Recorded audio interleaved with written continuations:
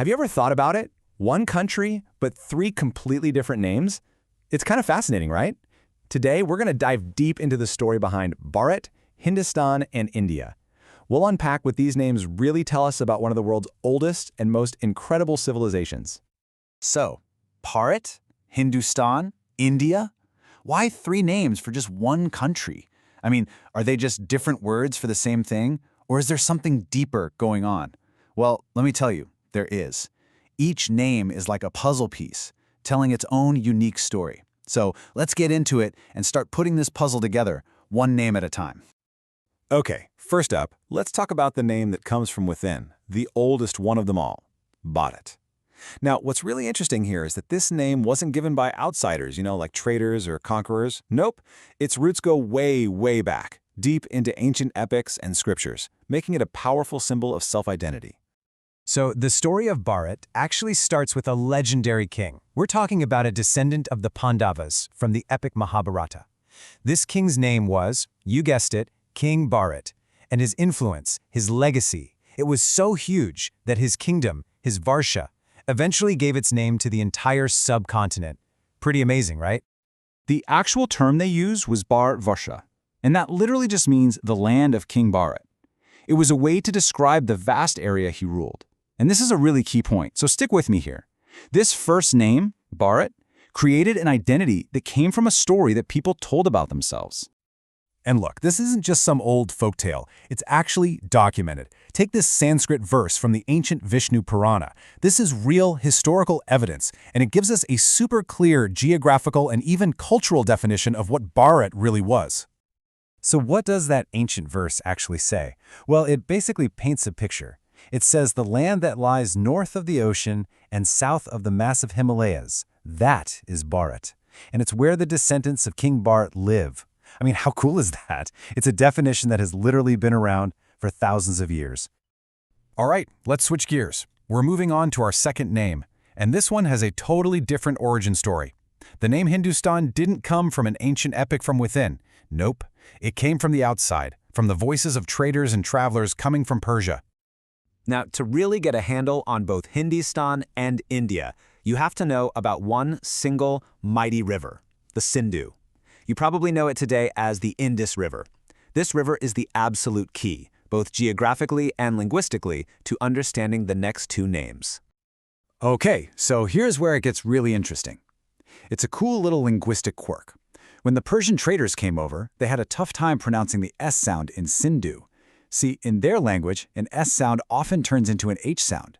So Sindhu became Hindu, just like that. And that right there is a perfect example of how a simple shift in pronunciation can end up renaming a whole country. So the land across this Hindu river came to be called Hindustan, which literally just means land of the Hindus. It started as a name from outsiders, but over time, the people living there embraced it too. All right, time for our third name, India. This is probably the one you're most familiar with, right? And what's wild is that its origin story is almost a carbon copy of Hindustan's. It starts with the very same river, but this time with a different group of people, the ancient Greeks. So just like the Persians had their own way of saying it, so did the Greeks who traveled there.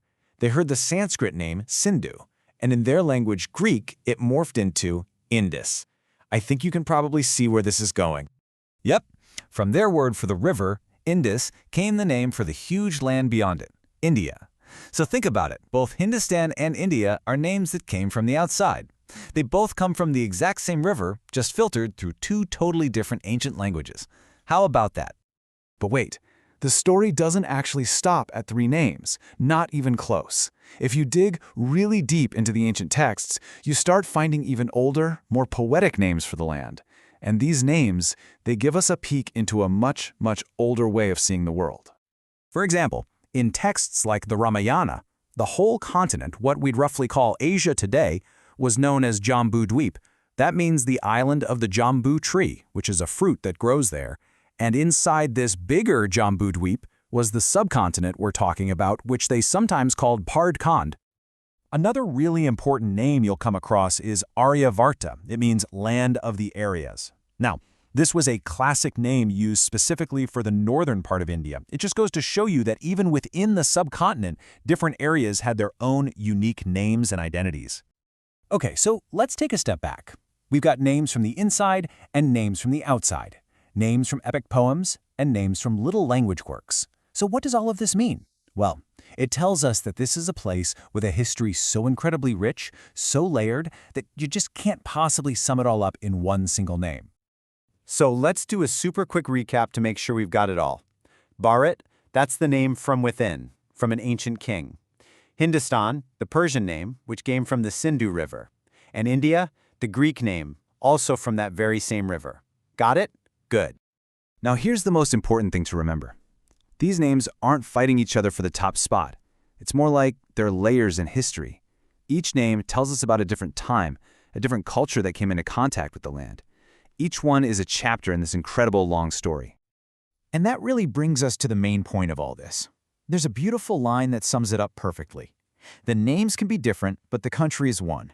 It doesn't matter if you say Bharat, Hindustan, or India. You're talking about the same place, the same people, and the same incredible shared history. You know, when you think about it, names are just so powerful. They're packed with history, with identity, with a whole point of view. We just went on a journey through a nation's story, all told through its names. It kind of makes you wonder, right? What's the story behind your name? Thanks for tuning in.